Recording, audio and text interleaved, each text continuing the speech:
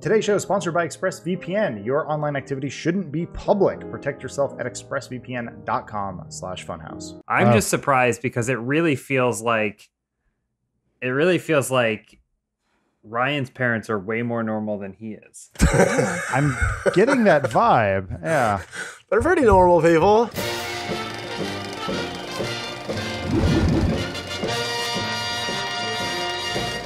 Hello and welcome to another episode of Film House. This week we're talking about all sorts of things related to the world and the cyber world. Today I'm joined by James and Elise Willems. Hello. Hi. Hey. Hello. Thank you for having us. And film expert and cyberpunk connoisseur, Ryan That's Haley. right. Hey, what's up, everybody? Film expert here. How's it going? Thank you. Good to have you. And cyberpunk And connoisseur. don't cyberpunk forget. connoisseur. Can't forget. Today on the show, we're going to be talking about all sorts of things, most namely Lawnmower Man, but we'll get to that soon. I know you can click ahead if you want to just get to that, but first we're going to go over some news. First up, Mulan is going to be coming to Disney Plus. We did it, everybody. That's right. Finally.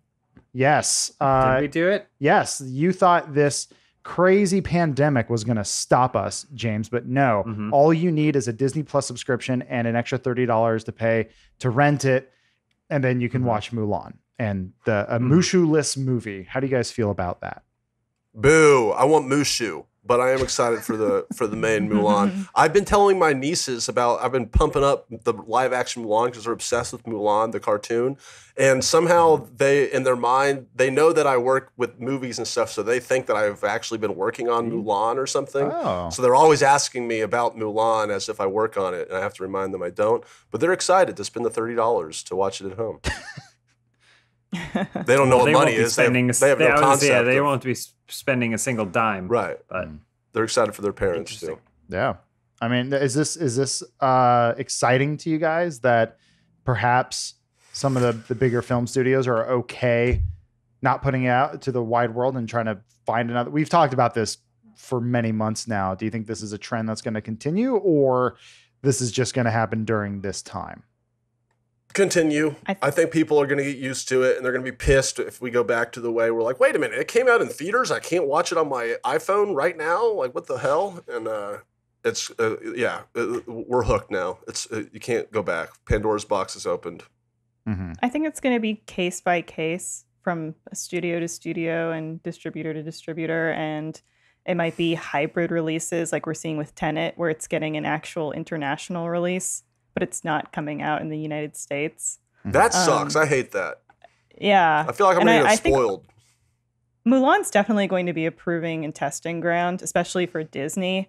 I've remarked on this before, but I do think that this is testing the waters big time. Mulan's a really strange case because it already had a red carpet premiere. mm-hmm. It already had a lot of fanfare. Mm-hmm. And it was going to be a big feature for Disney, be celebrated for having an all-Asian cast, which is something they haven't done with their live action yet. They haven't really dipped too multiculturally into live action, Mm-hmm. like their efforts in Lion King and Aladdin, but like not on the scale of this.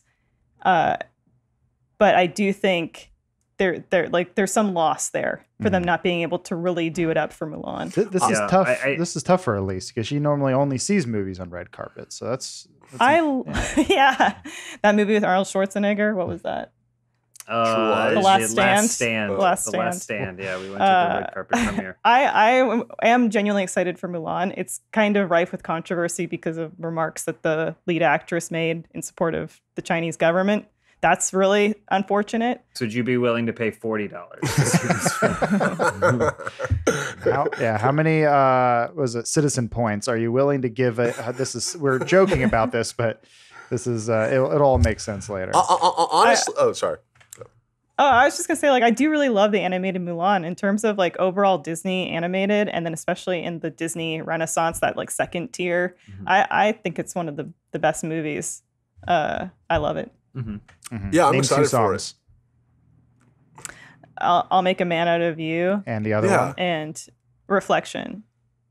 You could be lying, and I don't know. Moving on to our next story. Make a Mulan man. has good songs. I don't appreciate. Yeah, I don't. Adam, they got good I- music in I- there. I saw Mulan? it once in theaters as a kid. I actually might watch it again because we do have Disney Plus, and I don't know if I want to pay $30 to see the live action one. I think that's To be honest, Really? my prediction is that Mulan cleans that, or Disney cleans up on this, but I think that they're the only ones that can really accomplish putting out their movies to their service, because they literally have 100 million fucking families that have paid for this thing. So essentially, 60 when million, but yeah.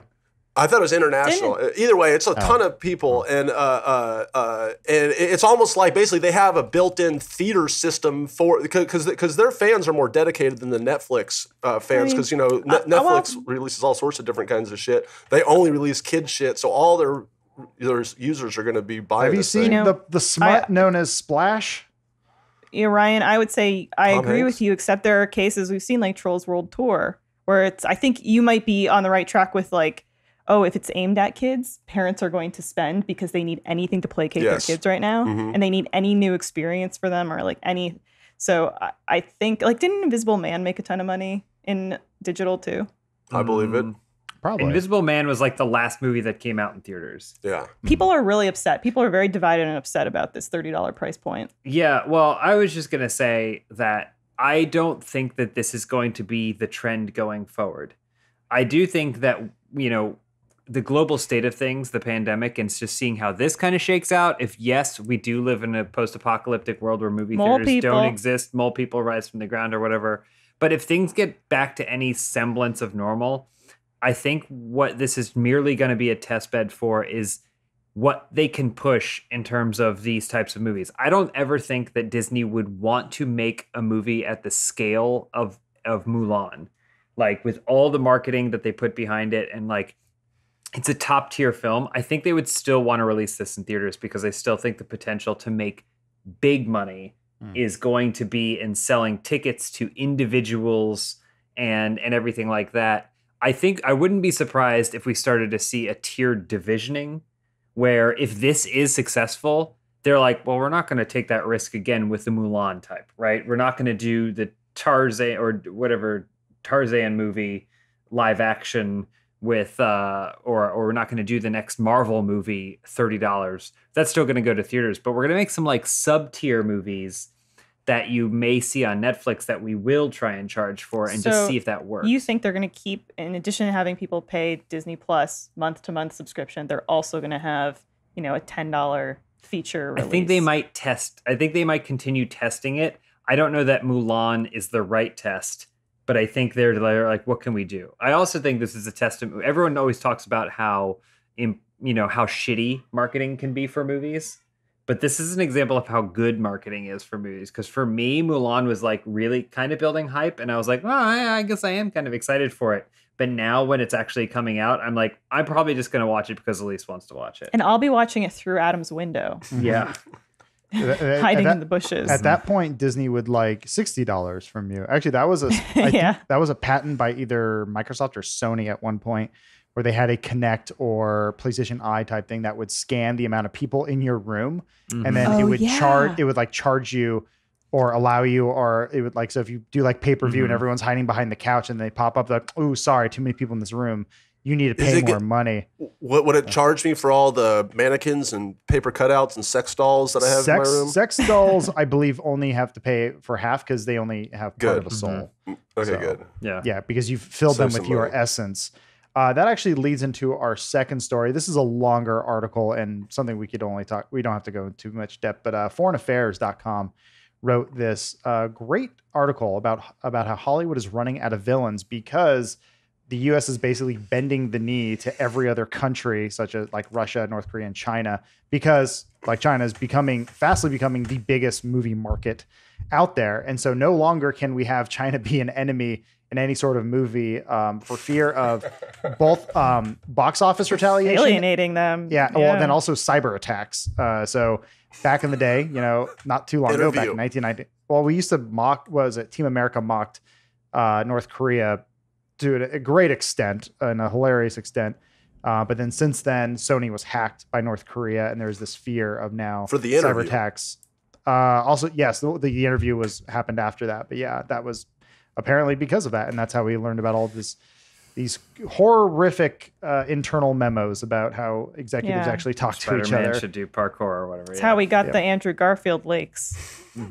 Yeah, That apparently the reason he didn't get cast in the third Spider-Man was because he offended a Sony CEO. That's why. That's the reason we Because didn't they get were the Men in trash. Black 21 Jump Street crossover film that I really wanted and didn't know existed until those leaks. well, Yeah, that too. Yeah. So I guess thank you, North Korea and Hollywood, for battling Don't one say another. The premise of this article seems a little short-sighted. It seems pretty ridiculous. because- I do like the idea, the concept, but yeah. It's just funny because the idea that the only villains in film have ever been like we stopped having the movies like for since at least the 90s. If you're gonna do something like that internationally, like it's generally like a terror cell. Like True Lies is terrorists. Die Hard is terrorist. Like they're generally not Those necessarily are older movies, though. Yeah. no, but you know. I'm saying it's never been really an issue if we're talking about where to find villains. I think it's a weird statement that like the only films that we've ever had are when China's the bad guy or something like Oh well, that. no. I think it's a growing problem that the author points out that it used to be you would pick an enemy or something and it wouldn't really matter, but now there's a real world challenge of actual retaliation from a country. Because I mean, you say the Cold War is over. I would just argue that it's a different kind of Cold War, where now that you're being attacked behind the scenes through cybercrime and all these other newfangled things. Once again, this is all building up to a bigger thing we're going to be talking about soon. But I thought it was an interesting read. I think framing it like oh we're gonna run out of villains is a little weird, but like framing it if you were to say we can't piss off big countries anymore in movies. You can't have any kind of thing about their country or about like you said, a Chinese person or a Russian person doing anything wrong because China is the biggest market. Like Transformers and stuff made a whole hour extra added to the movie just to appease to make more money in China. So I think that kind of thing is I wouldn't even call it an issue, but it is just a weird. Well, yeah, I guess. I mean, but this is the villain is like putting it under a microscope in a lot of cases. Like there's the whole aspect of broadening the film and entertainment industry in such a way that it appeals to everyone that now it's going to be a real issue. Like everything's going to become a Bollywood film. Well, not all Bollywood films, but those Bollywood films that try and cast those huge wide nets. And they're like, you know what? It's got to have romance, got to have action. It's got to have a really old actor, but cast in a leading role for some reason.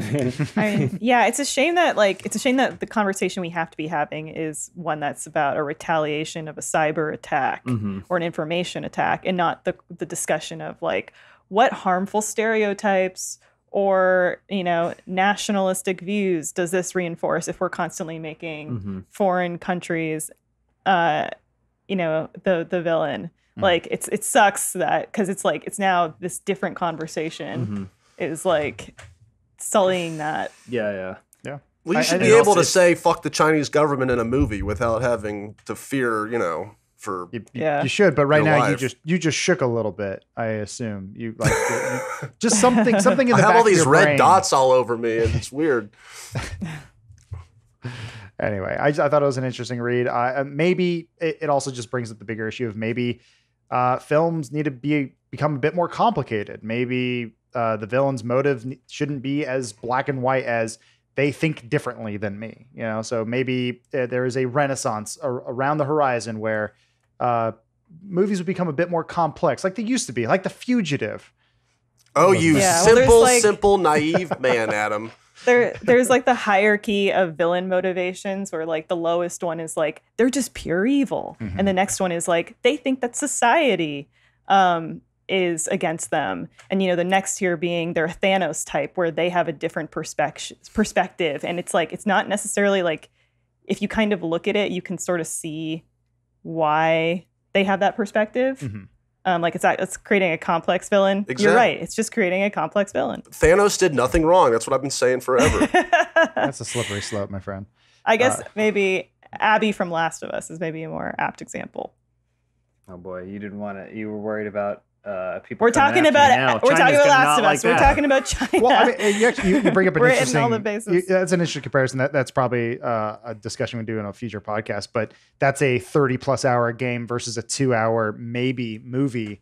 How can you? I mean, basically, to make Thanos a relatable villain in some regard, you had to give him his own movie first, essentially, and then a few movies leading up origin. to that. Yeah, I mean, it was who knows? Yeah. Maybe we'll get more Thanos. But, Yeah. He's a great villain just because he's not just like, I'm evil and I want to destroy the world because I'm evil. Well, yeah, he's the protagonist of the film. yeah. He's an environmentalist. Great. All right, we're going to move on to our big part of the podcast. But real quick before we go to there, want to remind you guys that Babe has turned 25 today. Congratulations to Babe. Aw, Yeah, happy birthday, babe. happy birthday, How old babe. is that? That'll do, pig. Ram you. Everybody sings. That's a good movie. How old does that make Pig in the City? That came out, 3 years later? 3 years younger than that. Yeah. 22. So just want to remind you guys, we'll see you guys in 3 years when we talk about Babe Pig in the City. We're going to talk about some cyberpunk stuff, was it Lawnmower Man? But before we do that, a quick word from our sponsor. You okay? I'm just psyched about Lawnmower Man and stuff. Oh, Oh, I thought he was upset because we Yeah. cut short the Babe Yeah, I talk. thought he wanted sorry. to say more about I just wanted to no. give it, just shout out to Babe. All right. George Miller, you son of a bitch. I would give anything to see a cyberpunk Babe film. I'm just going to throw that Cyberpig. out there. Yeah, Cyberpig. During these economically turbulent times, everyone is looking for a way to feel more financially secure. So, if you're still needlessly throwing money away every month at high interest credit card debt, it is time you checked out Upstart, the revolutionary online lending platform that knows you're more than just a credit score. Now is the time to find out how low your Upstart rate can be to help pay off high interest credit card debt. Unlike other lenders, Upstart can reward you based on your education and job history in the form of a smarter rate, and you don't need a degree or diploma to apply. Upstart lets you skip going to the bank because it's completely online. They offer loans from $1,000 to $50,000 so you can consolidate your debt into one easy fixed rate payment. Upstart makes it fast and simple to check your rate. Since it's just a soft pull, it will not affect your credit score. The hard pull happens if you accept your rate and proceed with your application. And the best part, if the loan is approved and accepted, most people get their funds the very next business day. Over 400,000 people have used Upstart to pay off credit cards or meet their financial goals. Free yourself from the burden of high interest credit card debt and get back to using your money your way with Upstart. See why Upstart has a 4.9 out of 5 rating on Trustpilot and hurry to upstart.com/filmhouse to find out how low your Upstart rate can be. Checking your rate only takes a few minutes. That's upstart.com/filmhouse. Your loan amount will be determined based on your credit income and certain other information provided in your loan application. Not all applicants will qualify for the full amount. Thank you very much for your sponsorship. Okay, I want to talk to you guys about a little something looming around the corner. It's this game coming out called Cyberpunk 2077. Have you guys heard of this? Does anyone know about it? I've heard other people here have heard about it. I saw the 2013 trailer. I see the yellow banner Teaser. on websites a bunch. Okay. Well, that's because they're tracking your data, which we'll also get into here. So that's a game coming out this November, hopefully. And want to maybe kind of do a fun thing here where we help teach you guys a little bit about the origins of cyberpunk and where they come from, because they've actually been rooted a lot more in movies than they have been in video games. More recently, the video games have sort of been sprawling, but they have existed in movies for a very long time. So first of all, the question is, what is cyberpunk? It is known as a genre of science fiction set in a lawless subculture of an oppressive society dominated by computer technology. Not too different from where we are now, though we can argue that it has skewed a bit we've... don't worry, Ryan. It's going to get worse. So while previous generations of people have had an Orwellian or Huxley-esque future to worry about, younger readers and writers focus on what was in front of them. That's political disenfranchisement, corporate enslavement, and an all-around get fucked or be fucked attitude. Combine all that, and you have the makings of cyberpunk. So today we're going to talk about one movie that falls into that category. This is going to be moving into sort of the transhumanism side of it. I picked Ready Player One. Well, here, I'll give you guys a choice. Tetsuo We the can either Iron Man. do we could either do The Matrix or Lawnmower Man. What's that? You picked Lawnmower Man? We're going to talk about Lawnmower Man. Lawnmower Man is actually, it's based on a short story by Stephen King. Besides the name, the movie and the book have almost nothing in common. And the movie basically is about a doctor, scientist, who does a whole Flowers for Algernon bit on his gardener. And it's great. It's a great movie. We all rewatched it, all of us, right? I did. With my parents. Every week on the week. I watched Wednesday half night's of it. Lawnmower Man night. You know that. Yeah. Well, I watched half. It's part of Funhouse lore now. It's one of those movies that we reference from time to time. And when was the last time? But I mean, I know I watched it again this week, but when was the last time anyone here saw the movie? College for me, so that's why I had to get a little refresher with my mom and dad last night. I forced them to watch it, and they hated it. I guess we can get into that. I had a clip of it here. Roll the clip. Dad, have you ever seen Lawnmower Man? What do you think? Yes. No.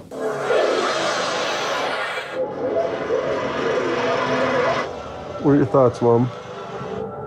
Bizarre. Just bizarre.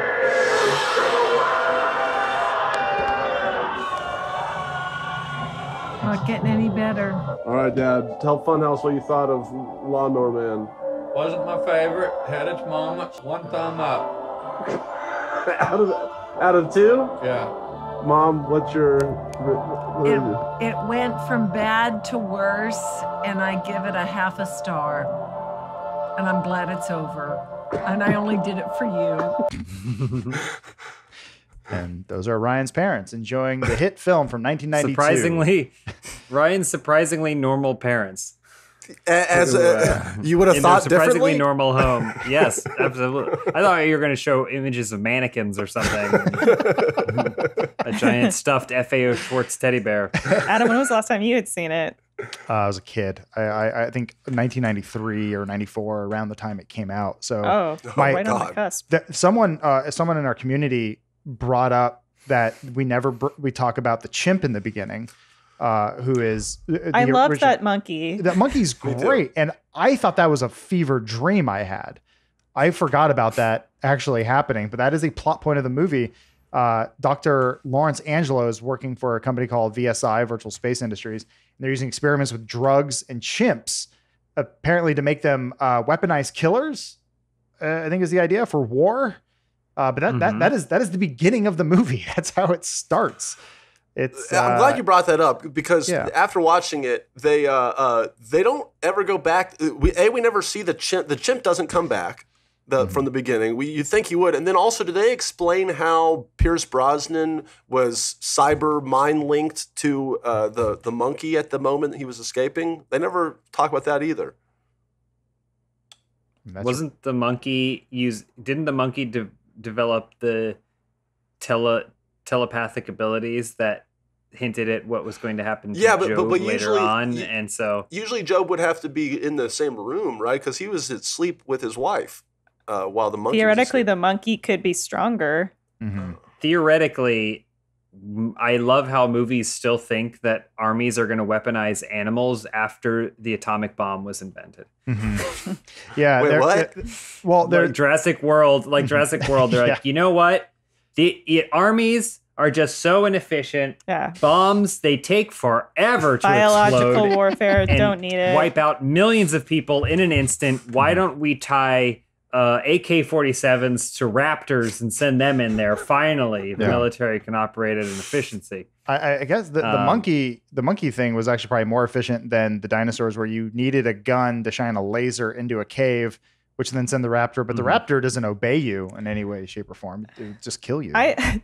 To me, disappointing watching it because, the big thing about cyberpunk is there's the dissonance, right? Because you've got the futurism, the advancements, but at the same time, there's always, in great cyberpunk, there's always a ton of social strife. It's not utopic, right? Everything's kind of deteriorating. Not always. And I thought, it's pretty it's a pretty common trope Yes, of cyberpunk. it is. That Yes. there's It's that rarely dissonance. optimistic. Yes. No, yes, It's- yeah. and I thought that monkey was going to be radicalized and fighting for some kind of justice. Uh-huh. And I was pretty disappointed, like Ryan was, that the monkey didn't come back into play. I'll admit it. There is The a monkey scene represents towards all the of end us. where they bring in a child to sort of upset the balance of the movie. It should have been the monkey. Should have been Chibo there. You know? I agree. Yeah. Yeah. Because you see Job's humanity where he goes, oh no, the child's there. He went, Chibo, save Chibo. And he goes, okay, you got it. And Pierce Brosnan puts in his little earring and sprints out there in that little sex suit he's got on. That's that's a quality film. You're right though, Elise. Oh, sorry. Go ahead, Ryan. It was kind of unrelated. I was just gonna say I totally forgot about the whole sadistic priest beating subplot. Oh yeah. Oh, you forgot about that? Yeah, You have to. That's the save the cat moment. In that's Lawnmower. true. And originally it wasn't going to be save the cat. It was the moment that endears you to the priest. the main character, the main character, arguably the titular character, and so that way it feels like a tragedy is to make sure to show him get beaten by a priest. Yeah. This is also this movie takes place in it was created in the 90s. Obviously written, the original book was written in the 70s, but the writer and creator were working on this in the 80s when it was you could say certain words that you can't say today, and you Like could what, act a Adam? certain Tell way. us all of them. The R word. I'm not going to do it. I mean, look, a soundboard already exists of me, so it doesn't really matter. But they're like, he's a simple man. What if we put him? What if we fixed him? But then he's also beaten by a priest constantly his entire life because of the way God made him, which is, I think, just the way of the director of saying like religion bad, science good, maybe. Well, kind of. Yeah, I mean, maybe. it's a trope, right? Like the whole character of Job is just like kind of one of those really lame tropes where it's like, he's a little bit slower than the rest of us. We're not going to exactly say what is wrong with him, and we're not going to tie it to any sort of actual social or mental disability in any way. But luckily, he has the body of a hulking Adonis. That was weird, yeah, because it seemed like the halfway through the film he became more ripped, and I'm like, did the VR make him more ripped? Well, no, they dress His him posture. like adult Chucky. Yeah. For the first half, because that's the case, right? Like if he has some sort of mental disability, then he must be a child in body and mind, right? So he wears those suspenders that he can barely get to fit on and everything, or the overalls. But then, yeah, later on, once he starts changing, he just takes them off, and turns out he's a 80s buff, I guess, like regular guy buffness, and women just can't keep their hands off of him. Well, It's like that show Ugly Betty. How so? It's like the It would show. have been great if we'd seen the monkey get stronger. I wish. You I mean, know? I guess if you want to see that movie, watch Rise of the Planet That's of the Planet Apes. of the right? Apes. Yeah. That's No, but that's the idea, though, is that because of his disability, he gained physical strength. But now he's more dangerous because he has intelligence as well. He's becoming the ultimate man. well, he also combs his hair. You could at only some have point. one or the other, but science allows us to have both. But then that science gives us power, which then corrupts. That's the moral of the whole thing. Because you might- we're just human, man. But what is human at the end of the day? It's a semi-buff gardener who combs his hair and has striking eyes and just has a great tan. Oh, okay. Yeah, that's I think what they were going for. So yeah, at this point in the story, Dr. Angela, is played by Pierce Brosnan, decides to recruit a human subject after the work with the chimps doesn't go so hot, and he actually persuades his gardener, who is they call him intellectually disabled, his gardener Job Smith, great original name, to participate in his experiments, let him know that he will make him smarter. Basically gives him a promise of a brighter future for him, and doesn't really give him a choice because he injects him with some like I was gonna serum. say it's also great because essentially the premise is oh, this is awesome because if it works on you, it'll change your life, and it doesn't work on you, you're not you're barely a functioning member of this society, and no one will blame me for experimenting on you, human being. Is funny because that's kind of the undercurrent of his proposal. But Pierce Brosnan's supposed to be the good guy. Is that the same premise in Stephen King's story? I don't know. All I know is that Stephen King said, "You better not put my name on this." Damn movie. So, and then sued, and then they did it anyway, so he got to sue again. Yeah. Nice. Did you see what the original story of the Lawnmower Man actually was, Elise? No. So there's a man. It's just a man who wants his lawn cut, so he calls a gardening service, and the gardening service arrives. But it's a man who can telepathically control his lawnmower, and he follows the lawnmower naked, eating the grass. And the man who hired him is like, what the hell? Then goes, oh, you don't understand. I worship the devil Pan, and he controls me. Are you making this up? No, not at all. And then there's actually a short film some students made that you can watch a really slimmed down version of it. And then the man tries to call the cops and goes, you shouldn't have done that. And then the naked man remote controls the lawnmower to kill him. And then the cops show up and they're like, what a crazy world, right? That's So where are the similarities and parallels between this movie and that story? Wait, there's no VR in the fucking King? There's a man VR and there's a lawnmower. The idea of VR like barely existed at this time. I mean, it was like a Jules Verne fever dream at the time. But no, I mean, it was the name Elise, and there's a part where someone is killed by a remote controlled, telepathically controlled lawnmower. That's it. And the monkey? No monkey, no Chibo. Monkey. Yeah, it is funny because in this scenario, it was Stephen King saying, "How dare you disgrace the legacy of my short novel or whatever about this?" And they're going, "Please, Stephen, let us acknowledge your content here." And he's like, "No." Make your movie, but honestly, side by side, they're probably both just as trash. Stephen King isn't happy with The Lawnmower Man. He's not happy with Stanley Kubrick's The Shining. You just can't make Stephen King happy, all right? No matter how you adapt his work. I don't know. You make a Shining with Steven Weber, he might be into it. It's true. No one else likes TV it. versions. At some point, we have to just acknowledge that Stephen King probably isn't the best tastemaker. I think he's created some amazing works of fiction, but just because he likes something doesn't mean you have to like it. Maybe not right as an influencer. I'll just throw that out there. He's like, Ready Player One is good, and I've never owned a truck. Interesting. He doesn't like trucks. Well, yeah, you've seen Maximum Overdrive. Shit's fucking scary. Yeah, I guess. I mean, he wrote a lot of things. He still continues writing things. I don't know how he does it. And if you're a poor student, he actually even has a program where you can adapt one of his works of fiction for free. For $1. Or $1. Sorry, he needs money. I think it's $1. Steven needs that money. He needs that paper so he can write paper. Well, he did the math. He said, do you realize how many students there are out there? I'll be rich. Do you know how many stories I've written? Millions. He's like, $1 I'm each. asking. I don't know. I keep doing it. And I did a lot of cocaine in the 70s, and apparently Cujo came out of that. Anyway, back to the better Lawnmower Man. Yeah, the movie is all about these cyberpunk themes. That is, we're trying to learn a few things here. The idea of to fear the future, that technology is very powerful, and we should be treated as a weapon, as evidence in the movie.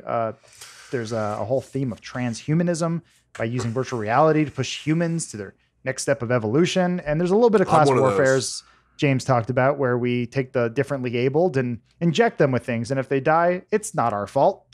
They're less good than us, is what Pierce Brosnan said. The movie seems to, or Pierce Brosnan in the movie seems to imply that they have inherently less value. So, which is like such a weird thing to do. Mm-hmm. And I'm glad we as a society have moved past that, at least in the developed world in a lot of ways. He also has a girlfriend or a wife or something in the beginning of the movie, and then she just disappears. I forgot about that. Pierce Brosnan. Oh yeah, Pierce Brosnan. Yeah, he also owns a lot of phones. He owns a lot of phones, which will come into play at the end. Yeah. Real quick, can we just say, can we go around and, it's easy to dunk on this movie because it's such a time capsule. It is such a cheesy thing with such a reputation. But can we all go around and say something that's actually genuinely good about that Yeah. we felt is something genuinely good about the film? It's a good idea. Yes. No monkeys. No monkey stuff. I can go first. If it helps. I think that this movie is really good at being one of those racing towards disaster.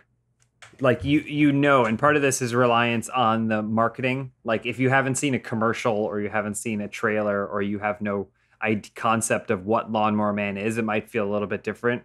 But as a kid who was always pitched up, there was like Freddy, Jason, Lawnmower Man, Candyman. Like they're like it was always known to be like a horror movie or a something bad movie, and he was that. So when you're watching it, I do think does do a really good job of starting out with this innocence. It's a childlike innocence, and it's maybe a little insulting, but for the sake of the movie's trajectory, it really works. And then when you know where it's going and you're seeing, you know that it's an inevitable transformation into something bad, it is really fun. And it's done really well. It's a pretty smart movie. I think some of the special effects haven't aged very well. I mean, we're talking about a movie that came out in 1992. This was sort of the cutting edge of special effects, but like the movie never really devolves into just being a slasher flick. It always sticks to the themes that it set out to talk about and sort of explore, which I thought made it it's still, I think it has actually aged better today because of the world we live in. Back then it felt like sci-fi garbage, but there's a lot of things in there that it accurately predicted. So. You touched on it briefly, Adam, and what you just said, the visual effects, which obviously are comical and dated now, but I bet if you saw this when you were a kid at the time, compared to what was out there, you'd be like, wow, this is kind of cool. And this is what my video games look like in my mind that I'm playing. This is what sex looks like in my mind. You turn into a butterfly with someone. It's a dragonfly. All right. Sorry, dragonfly. But because the visual effects was going to be my thing that I say good about the movie. I love the VR shit in this movie. That's what makes it different and cool to me is there's something about that era of cheesy, what they thought was cool, cutting edge VR stuff that looks, I don't know, it's really fun to watch them go through those fucking tunnels with all the blades trying to cut them and stuff. I don't know. I like all those scenes. There's the scene where he mind controls the gas station attendant for the first time, and it's personified by Job's face with a lawnmower in his mouth. Raking over his brain, which is one, you have to storyboard that and it has to make sense. And then they have to execute on it and using the limited amount of polygons and triangles they had back then. And it actually, like, you as a viewer go, oh, I get it. He's taking over his brain with a lawnmower mouth. But like that's pretty advanced stuff, like, to do that. Yeah, for sure. Someone had to hit render on that and then look at the bar that said approximate time for that shot, that lawnmower 2 brain months. shot. Yeah, I was gonna say 18 years. All right, well, it'll be done when it's done. Ryan, did your parents have any positive takeaways? The hardest we laughed was when they're talking to the cops and they're like, "Yep, looks like 2 murders just happened," and then Job like brain wipes and goes, "Wow, 2 accidents happened in one night. That's crazy." We laughed really hard at that. That was probably the only highlight for us, for them. Oh, wow. Wow. I loved it though. I was loving it. Fun fact, actually, going back, I did a little bit of research on the movie. Didn't think I needed to. I thought I knew everything there was to know about Lawnmower Man. But the special effects were done in part by Angel Studios. I think actually entirely by Angel Studios, who would actually later go on to be Rockstar San Diego. So, wow. Yeah. Interesting. Yeah. The guys who went on to make one of the greatest games of all time, Red Dead Redemption, and then went on to work on other games, but also, they did some Echo the Dolphin cinematics, James, for Sega CD. But I can see the similarities there. They were a early studio that did a lot of special effects and then pivoted into video games and then ended up working on some of the biggest games in the world. So kind of crazy that they're still around in some shape or form. But yeah. I mean, it was ahead of its time. It looks so far and dated now, but that was one of the shining beacons of that film. Was like, whoa, you should just go see it to see the VR stuff, Right. Because it's insanity. Like it's it's easy to mock that look now, but if you watch it in the time in which it was kind of existed, it was pretty advanced, and Yeah. so it's good that the talent involved in making that advancement still moved on to doing other things. Yeah, I would love to hear some of those people that worked on it talk about the VFX. They're all dead. Yeah, they all transcended into VR, but they, Yeah, they they're just- laughing Upload it. maniacally at They're- home right now. They're scrambling their wrists right now, flicking their wrists hard against hexagons to try and find the access granted tube. But I mean, also, I think one of the things James touched on there is the visuals and how I remember being a kid and seeing the ads for this. It was one of those movies like Terminator 2 where your brain couldn't really process what you were seeing. Like, like when you saw the Liquid Terminator walking for the first time and bashing his head into a helicopter and oozing in, and you having no concept of, I was maybe 7 or 8, and like I had no real concept of what the hell CGI was, and I thought I was seeing basically magic. And you see that on TV, and you're like, he's the lawnmower man. You see all these CGI things, like, what am I looking at? This is crazy. But Yeah. like that, I mean, that worked. It helped Lawnmower Man. This small movie with a $6 million budget went on to make $150 million because I think Wow. people, Wait, this movie made $150 million? yeah. I mean, that's why they made And part two. it's making more and more. How'd you watch On it a last night? $6 million budget? This thing is a smash hit. Yeah, it absolutely. is. You're right. And Ryan, you can license that short story for only $1. All you have to be a dude. student. Yeah, You I wanna- think you have to be Oh. jobless or something. Or Okay, can- but so Jobless. here's the You guys sorry, can make Ryan, that what were you happen. Oh, sorry. I was just gonna say we have to look at the cost analysis here of does it make more sense financially for Ryan to enroll in school so he can have student status, meanwhile incurring a ton of student debt, Yeah. but that way it enables him to get the dollar Stephen It's King less than licensing, so he can make a potentially $1 billion Yeah. movie. I don't think those movies are allowed to make money. I think the I'm math not already sure. exists. I think it works out, like you're saying. Okay. Yeah. Well, I Ryan, should you're do it. fired. Yeah. You need to go make the original That's Lawnmower the Man. first step. Okay. Okay. All right. We're in You- this. you- We're doing this. You're gonna catch. I think we just use one of our interns. Okay. Just make it like a project for their semester. He's not using air quotes. we're gonna finish off the story of Lawnmower Man and talk a little bit about the ending. But before that, a quick word from our sponsor. Summer's here, and you're probably looking for something new to watch. Thankfully, HBO Max has you covered. HBO Max has a huge library that is big on quality content. With newer films like Jojo Rabbit that you may have missed, you can also check out a wide variety of movies and TV shows that I know you will absolutely love.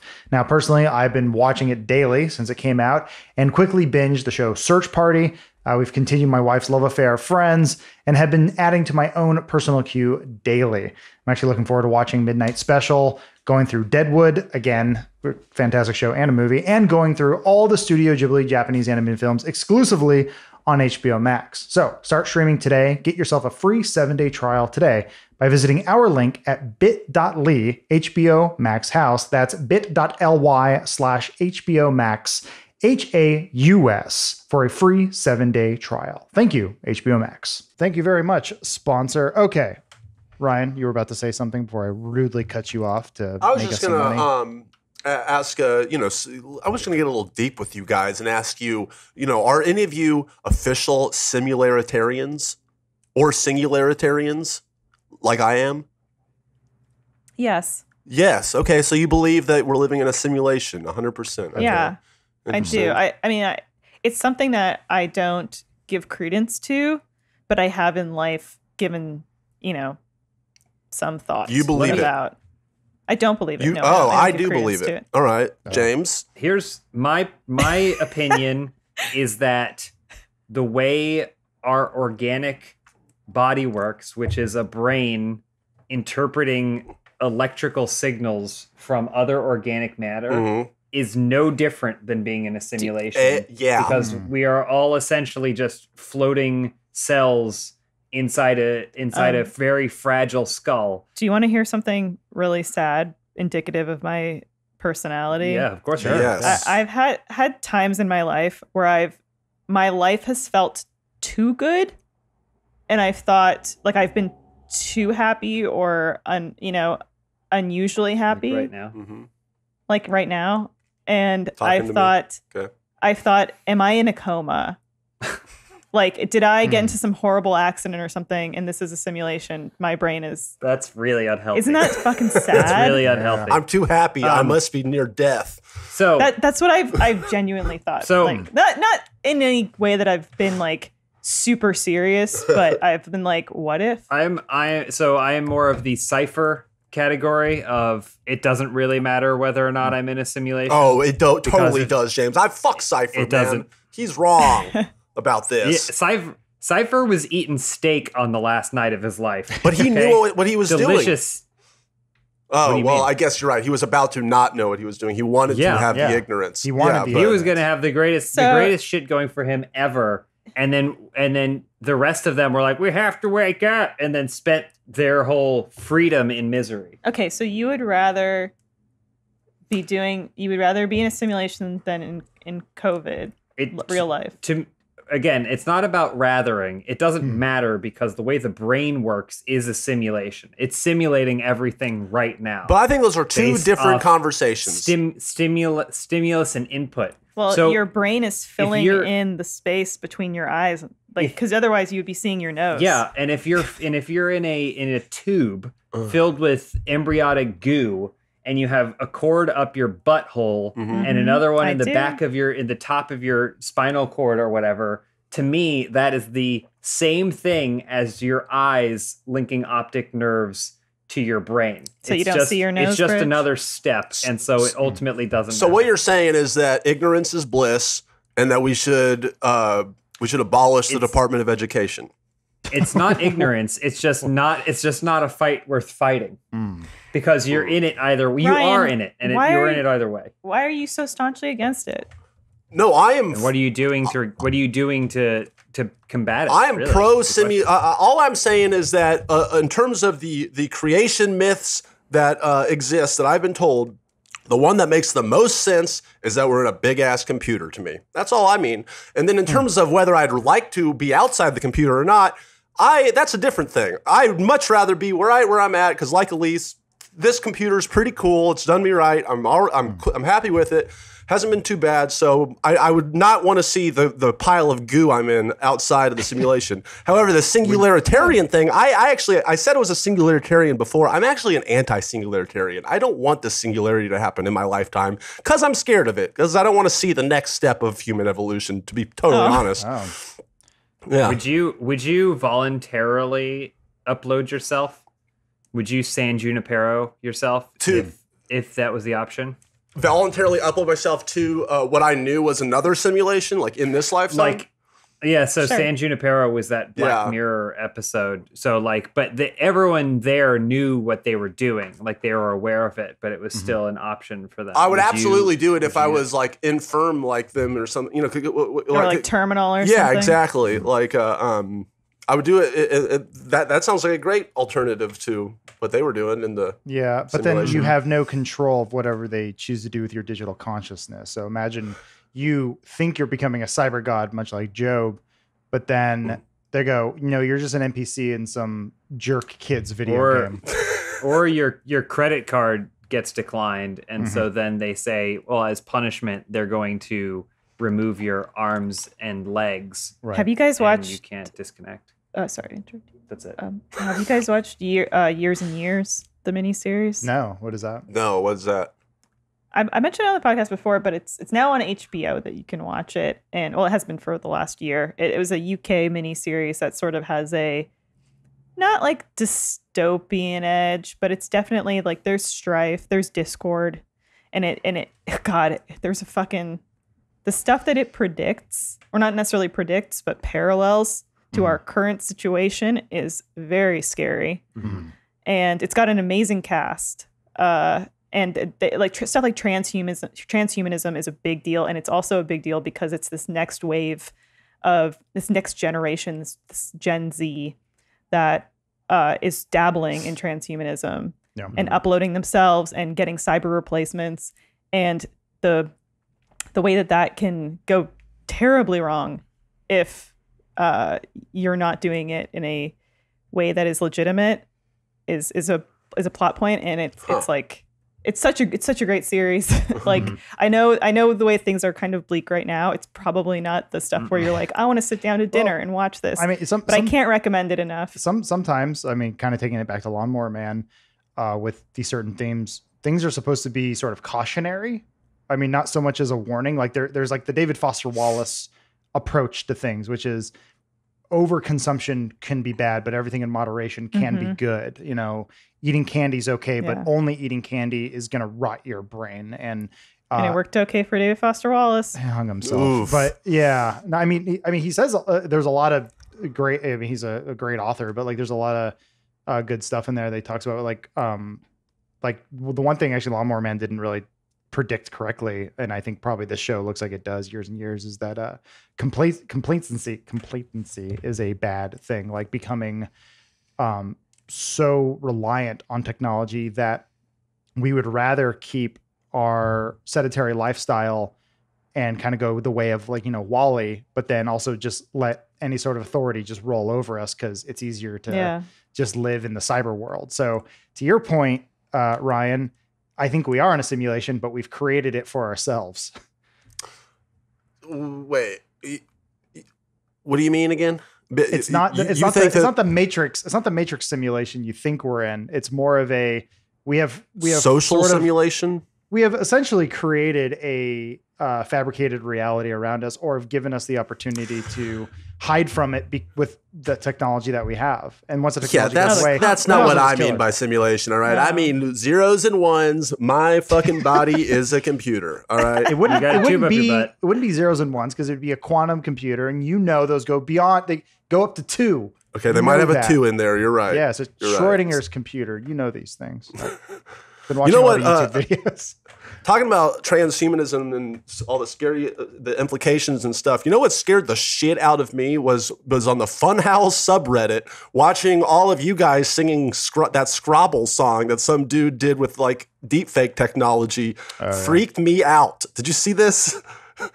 Anyone? No. Yeah, I saw it. Yeah, it's a hot thing right now. People are doing. I've seen it on like a League of Legends subreddit and other stuff. It's a meme. I mean, the face installer thing. Yeah, all the heads moving around and like, but at the exact same way. I mean, the implications of that are terrifying. Yeah. I mean, yes, but we've said yes to this so many times.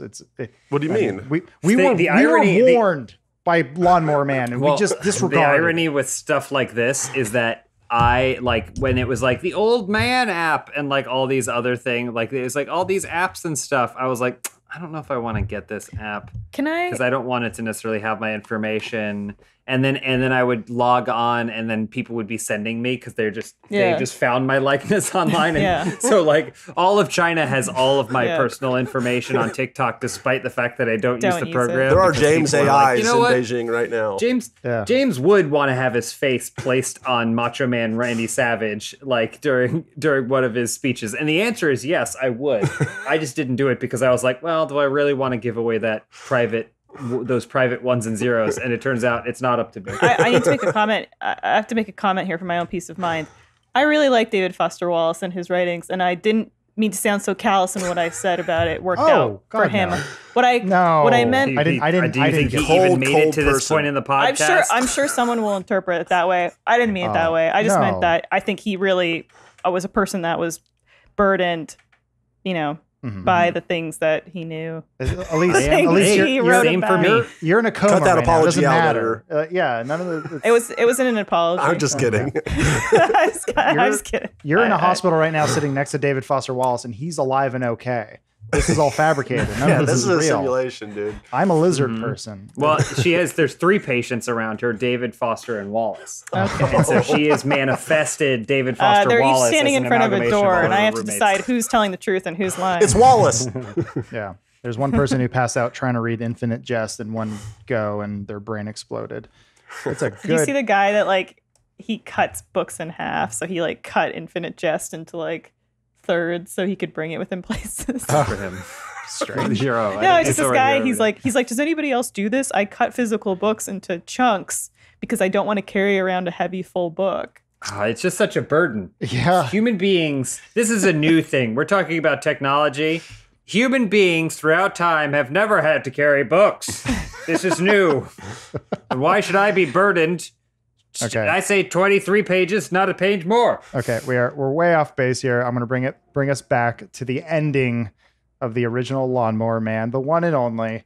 So at this point, Job plugs himself into the cybernet, the early, central computer of the world. He accurately predicts by 2001 everyone will be online. Close. I think about a third of the world was online at that time, and he says his new life as a god will be rung in by every phone in the world ringing simultaneously. And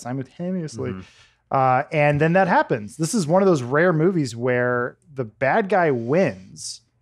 It's a race against time. Yeah. They're trying to lock him in a behind a firewall, essentially, which is visualized by a beehive, like a hive filled with hexagons. And they're locking down ones, and he needs to find the one that gets him out from, I guess, what would be an intranet. He's in the intranet, and he wants to access the internet. And so he's trying to find the pathway that does that, while they're also trying to lock down all the pathways. And there's a race against time until it's on full lockdown. And so he's using his Lawnmower Man cyber powers to flick his wrist really fast and get green and red signs. It kind of devolves into a kind of tropey action movie at this point where we got to set the bomb, but there is still this part that's visualized. James did actually a pretty good job of explaining it, but at the time, that didn't really.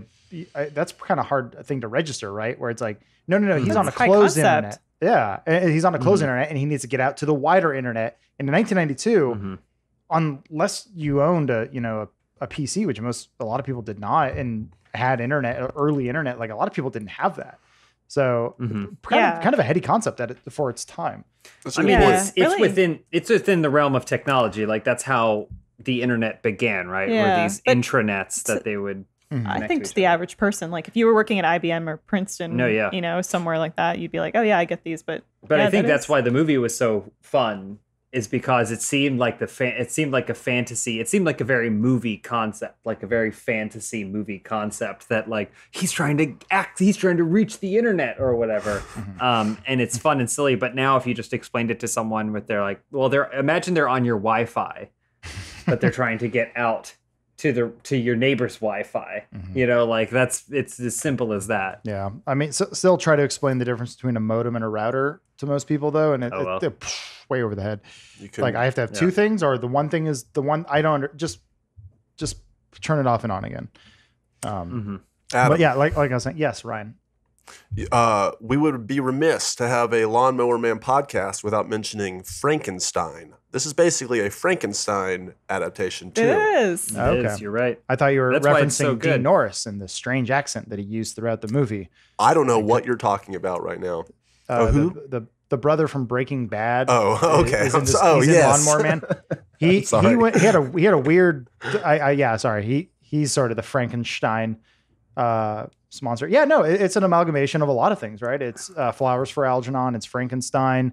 I don't know, maybe Romeo and Juliet. It's a Stephen King novel. Charlie. Did you ever see Charlie? Oh, I guess that's Flowers for Algernon. Fuck. Never mind. Yeah, I mean you're right. Yeah. It pulls a lot of those themes. It's like Lion King. Yeah, Lion King's Hamlet. It's also Flowers for Algernon. Yeah. It's probably a Stephen King novel as well. Ryan, did you ever see the It's Always Sunny episode where they tell Charlie that they gave him a drug and they give him the Flowers for Algernon? I'm just gonna say go watch. Isn't it like Flowers for Charlie or something like that? Yeah, it's one of the greatest scenes of that show. I will just recommend you go watch that. I won't say anything else. Watch it before they take it off Netflix. So okay. Because they're slowly doing that. I just want to go around the room though and ask, like, how do you feel about this ending where essentially the bad guy wins, but he's not exactly a bad guy. His motives are somewhat unclear because he just says he wants to cleanse humanity, but that might be a good thing or a bad thing. I don't know. You know what it doesn't seem to imply good. You know what the ending kind of reminded me of too? It's same vibe as you seen Akira, right? Yeah. You know, Kira's kind of the same thing, where it's like this person through no fault of their own is basically being turned into, having their body morphed, and then just because of human survival, they don't want to get killed. So then they're trying to figure out any way to become more powerful so that they can't get killed. And then that ends with them, with Akira or whatever transcending into a new thing. And it's kind of the same vibe where you're like, the bad guy kind of won, but he wasn't destined to be the bad guy. Like, bad people made him the bad guy, so is he the bad guy? It's like an interesting, morally ambiguous ending. I mean, I think it has to do a lot with power. Yeah. Right? That's what I was thinking. Like, it's a superior. He does, Job very much, and Tetsuo has a superiority. They have a superiority complex by the end of it. Once they get a taste, probably because they established that they were marginalized by society, they were given strength, but weren't prepared for that strength, and then the end result is disaster. That's actually what I was going to say with the slant that, power corrupts, and in that when you give someone power, you can see their true nature. Mm-hmm. You can if you give a man power, you can ultimately see what he would have done had he had that power. And it invokes. Good point. So this movie has so many multifaceted themes and just depth to it. Layers of surprisingly. grass. And gratuitous nudity, it's great. It's also an adaptation of Max Landis's Chronicle, I think, too. Yeah. Oh, yeah, of I think course. this movie came out 3 years before he was born, but that's a good guess. Yeah. Yeah. No, weird how that the happened. movie, I think actually, going back to the whole concept of this, talking about what is cyberpunk, it is a world of gray. It's not so black and white. And I think Lawnmower Man's a little further down the spectrum of what makes a cyberpunk genre what it is. But because it sort of embraces those aspects, it becomes a movie that is actually sort of worth talking about. And it isn't just another slasher fic or horror movie from the 90s that will just be forgotten with time. It's actually, I think it's earned its place somewhere in the history books. I don't know where, somewhere in the back. That's fine. But I think it's definitely a movie worth considering. And if you want to watch it and feel something, I say watch it. So when you say it's Lawnmower Man's worth talking about, are you saying that Bruce Green was completely wrong when he said stop talking about Lawnmower Man? I mean, Yes. it's a gray subject. We should all talk. You don't have to talk about Lawnmower Man 2. That's a sad shadow of what the original one. The movie's so intended to good be. Maybe- they couldn't even agree on a title. Maybe you have to ask yourself, how does someone personally benefit from trying to suppress this sort of discourse? That's a good point. about Is he Lawnmower running the Man? simulation or something? Oh, Bruce? He would do that, guys? I would say maybe Bruce is a lawnmower man. So that basically brings us to the end of our discussion today. If you guys like this, let us know. Anytime I host, I'm thinking about going through. There's a huge list of movies that are cyberpunk light, and November's getting here is going to be pretty soon. So I'm happy to discuss movies in this genre if you guys are into it. So let us know. Are you a Tetsuo the Iron Man Yeah. fan? I'm still trying to figure out who Akira is.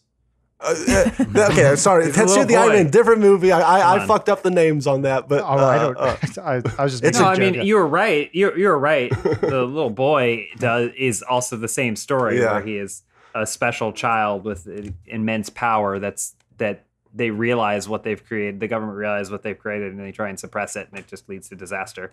everyone needs to see Pronounced Tetsuo the Iron Akira? Man. Okay. Yeah. I Sometimes when I say Akira, which is the Akira. actual pronunciation, people yell at me. But I guess if I went to Japan and they called me Jamesu as opposed to James, You would be honored. I would probably be okay with it. So I don't know what the diminishing of a cultural phonetic is. Just sitting in the middle of that bukkake crowd. I did have a mention Boo earlier. cake, We wouldn't you talk mean. more about it before, but like some of the earlier inspiration of cyberpunk came from Blade Runner and Akira, which the comic came out. That was just all manga. wrong. Both of those came out in 1982. So that's a time where I think people started to sort of visualize what cyberpunk was. And then before we go, just a quick update on our Vin Diesel podcast that we did, sort of those longer form podcasts. We're still in discussions and working on those. So those are, we're still working on what the next subject is. Just a heads up, just a quick update. I don't know, James Lees, if you guys want to say anything on that. It's just want to give everyone an update in case they're looking for a more those concentrated Filmhouse episodes. Just that they're coming down the pipe. They require different effort. The one you saw, the Vin Diesel one, was cut by Adam, and it's a bigger undertaking, obviously, than just putting together a podcast. And so, you know, we're figuring out the timing of those, but people seem to enjoy it. We heard your feedback on maybe the topic wasn't as, I don't know if divisive is the right word, because that's not necessarily what we're going for, but finding a way to inject even more of our kind of personal perspectives into things is definitely going to be a priority going forward. Cool. And with all that said, everyone have a fun and wonderful cyberpunk-filled weekend. Thank you, everyone, for being on the podcast today.